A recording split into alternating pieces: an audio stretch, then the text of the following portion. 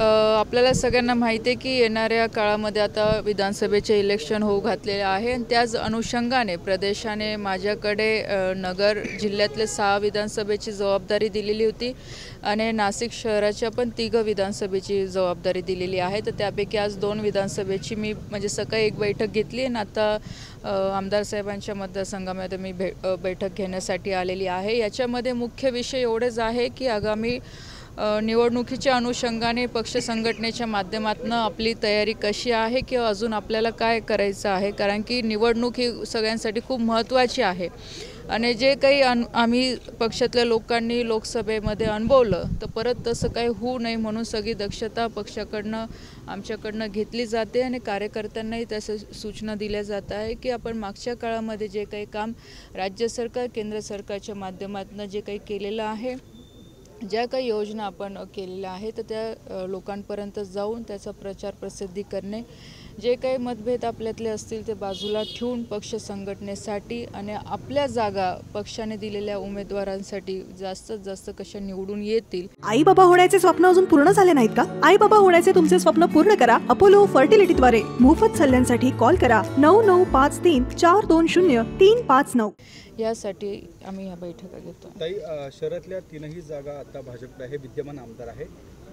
युतीमधल्या इतर घटक पक्षाकडनं देखील दावे केले जात आहे, काय नेमकं या संदर्भात सांगा? बघा, शेवटी जिथे भाजपचे आमदार आहे तर नक्कीच त्या जागा भाजपकडनंच लढवल्या जाणार आहे। महायुतीमध्ये आम्ही लढतोय आणि येणारी निवडणूकसुद्धा महायुतीमध्येच लढवली जाणार आहे। आज दावा करणं ठीक आहे, आज प्रत्येक पक्ष आपल्या आपल्या परीने तयारीला लागलेला आहे, जसं आम्हीसुद्धा तयारीला प्रत्येक विधानसभेमध्ये तयारी करतोच आहे। पण जो काय आदेश आमच्या वरिष्ठांनी दिलेला आहे की येणारी निवडणूक ही आपल्याला महायुतीसोबतच लढायची आहे, 3 पक्षांना सोबत मिळूनच लढायची आहे, म्हणून कार्यकर्त्यांनी सुद्धा आणि इतर म्हणजे जे आमच्यासोबत शिंदे गटातले कार्यकर्ते आहे, अजितदादांच्या गटातले कार्यकर्ते आहे किंवा आमचे कार्यकर्ते असतील तर सगळ्यांनी एकत्र मिळून या निवडणुकीला समोर जायचं आहे। पश्चिम विधानसभा मतदारसंघामध्ये आज आपली बैठक झाली, त्या ठिकाणी काही भाजपच्याच पदाधिकाऱ्यांनी उघड नाराजी विद्यमान आमदारांच्या विरोधात केली। नाही, असं मला कुठे बघायला मिळालं नाही आणि मी जसं आधी सांगितलं की ठीक आहे, थोडेफार विषय मतभेद हे सगळीकडे, असं काही फक्त भारतीय जनता पार्टीमध्ये आहे अशातलं नाही, आज प्रत्येक पक्षामध्ये। आणि मी सकाळी बोलताना हेही सांगितलं, आपण 4 लोक घरामध्ये राहतो तर आपल्यातही मतभेद असतातच। आज एवढा मोठा पक्ष आहे तर साहजिक आहे ह्या सगळ्या गोष्टी होत राहतात, पण त्याचा अर्थ असा नाही आहे की कार्यकर्ता निवडणुकीच्या वेळेस त्याचं वेगळं काही विषय करून तो वेगळा होतो, अशातलं नाही आहे। आणि जर आज पार्टीने मला जर पाठवलेलं आहे तर आज कार्यकर्त्यांचा तो अधिकार आहे, जर त्यांना काय वाटतंय तर त्यांनी ते आमच्याशी चर्चा करू शकतं की जेणेकरून आम्ही ते वरती विषय पोचू शकतो। आणि मी स्वतःहूनच सांगितलं होतं की कार्यकर्त्यांना तुम्हाला काही वाटत असेल तर तुम्ही चर्चा करावी, त्याचा अर्थ असा होत नाही की त्या आमदारांना विरोध आहे किंवा त्यांच्या कामावर त्या खुश नाही आहेत। थोड्याफार अडचणी ह्या सगळीकडे आहेच, पण पक्ष संघटनेसाठी सगळे कार्यकर्ते एकत्र येत असतात आणि कार्यकर्त्यांच्या जोरावर आम्ही प्रत्येक निवडणूक जिंकत असतो। एकंदरीत तक्रारी होत्या हे मान्य करतात? मी तेच सांगितलं, आमदारांवर तक्रारी नव्हत्या, छोट्या मोठ्या विषय आहे की प्रत्येकाला वाटत असतं की हे काम आपण असं केलं असतं किंवा इथे ही सुधारणा केली असती तर त्याचा जास्त फायदा झाला असता, आणि सूचना देणं तर हे कार्यकर्त्यांचं कर्तव्यच आहे, त्याच्यात काही वेगळं काही नाही। मॅडम, शहरातील बरेच आमदारांचे सर्वे पाहिजे त्या लेवलला नाही, आपल्याला यात जाणवलं असेल, त्या बाबतीतही सांगा। आणि बऱ्याच ठिकाणी 10-10, 15-15 उमेदवारी मागतात बीजेपीतलेच।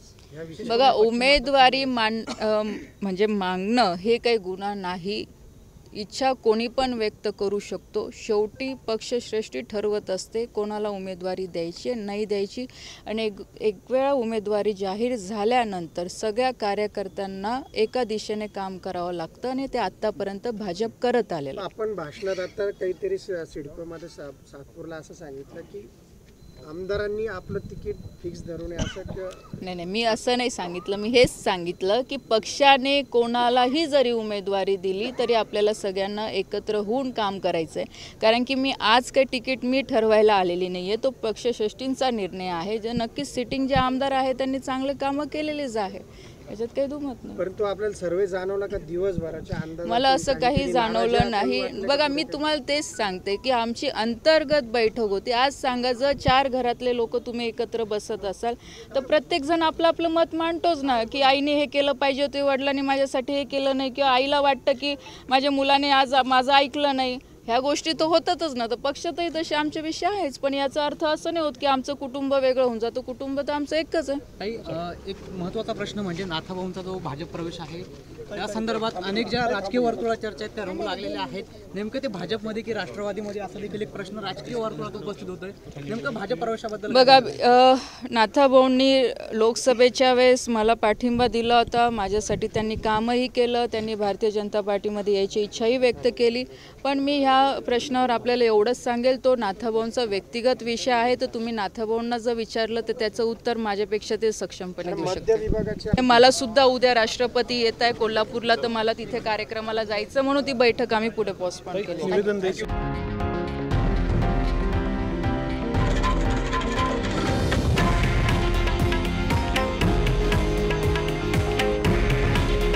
हे आहे देशातील नंबर 1 न्यूज नेटवर्क आणि आपण पाहत आहात TV9 मराठी.